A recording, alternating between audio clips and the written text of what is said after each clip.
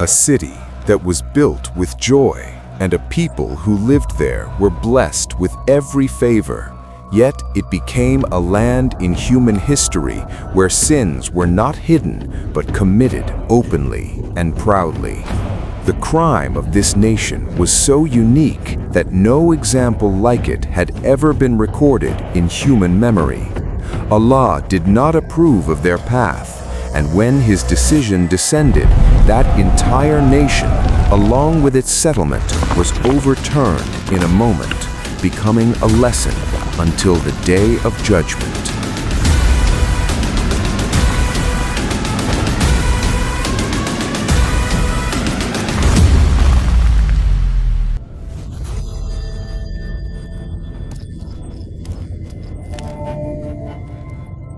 This was the nation of Lut, and the flourishing city was Sodom.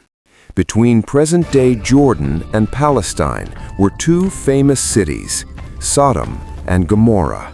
Sodom was a city blessed with springs of water and lush gardens. Its crops were so abundant that people never imagined the land itself could ever reject them. Date clusters were soft and full, fruits were plentiful, and the water of the land was sweet.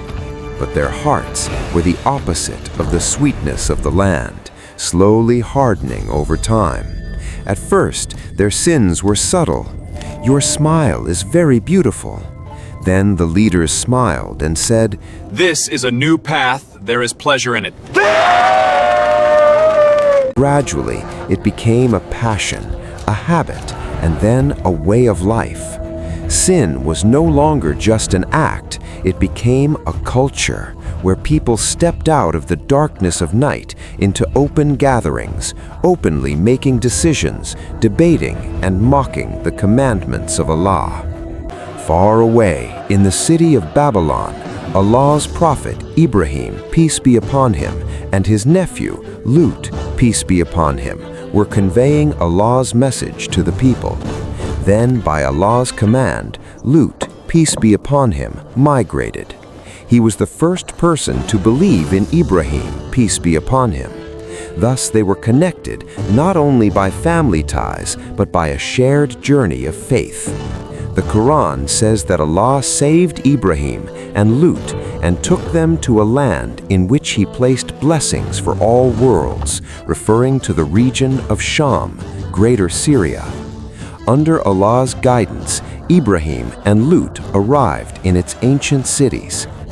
Ibrahim, peace be upon him, stayed in one city, while Allah sent Lut, peace be upon him, to another settlement, Sodom, appointing him as a prophet to guide its people. When Lut entered the city, surrounded by light and color, his heart felt an uneasy tremor. Before his eyes were trade caravans, tall buildings, markets filled with the fragrance of amber and silk, fields of waving greenery, all bearing witness to Allah's blessings. Yet as he walked among the people, the smile slowly faded from his face, for what he saw was not just sorrowful, but a truth that shook a prophet's heart.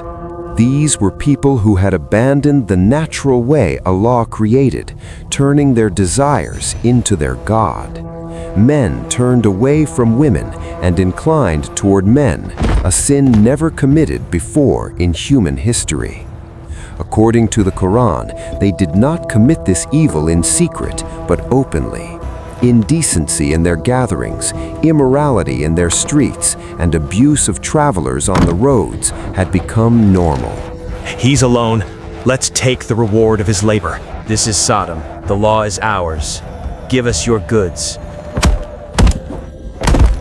Imagine a land Allah had granted peace, provision, and beauty, yet people sat along roads, harassing travelers, robbing them, committing immoral acts, and feeling pride in these deeds.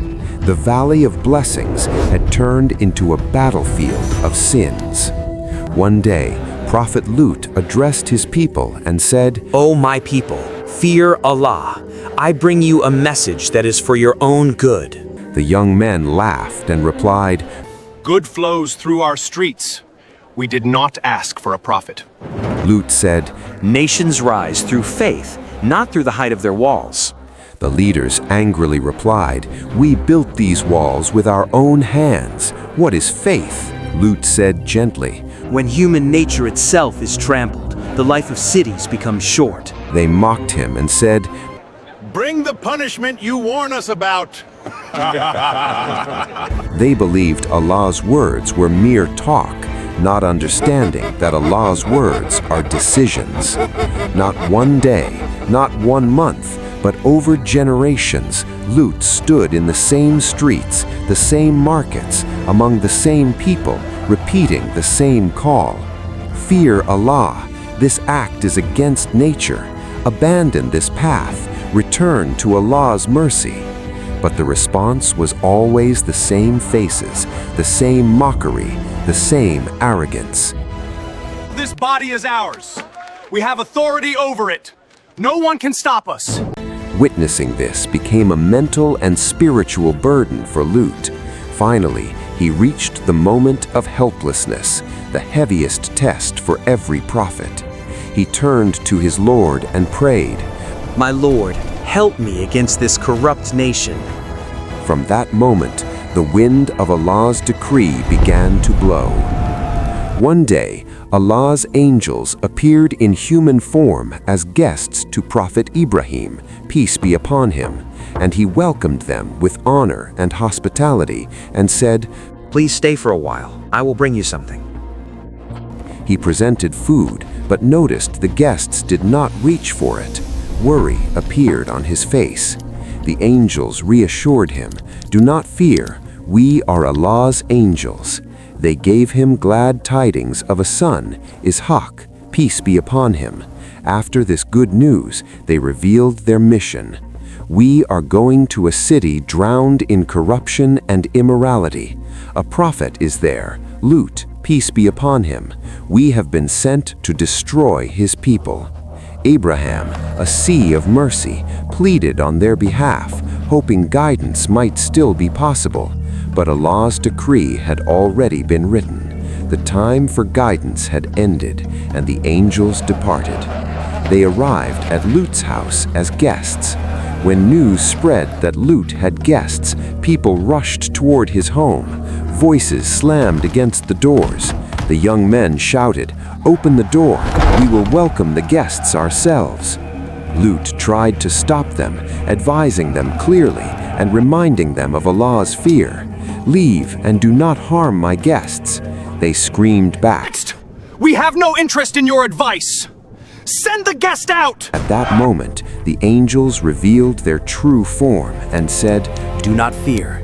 We are Allah's angels. These people cannot harm you.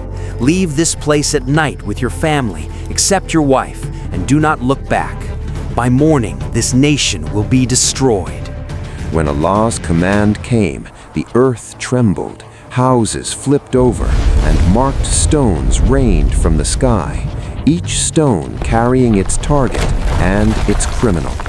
According to narrations, the city was lifted from the earth and turned upside down. Stones fell everywhere. No palace roofs, no leader's power, no wealth could save them.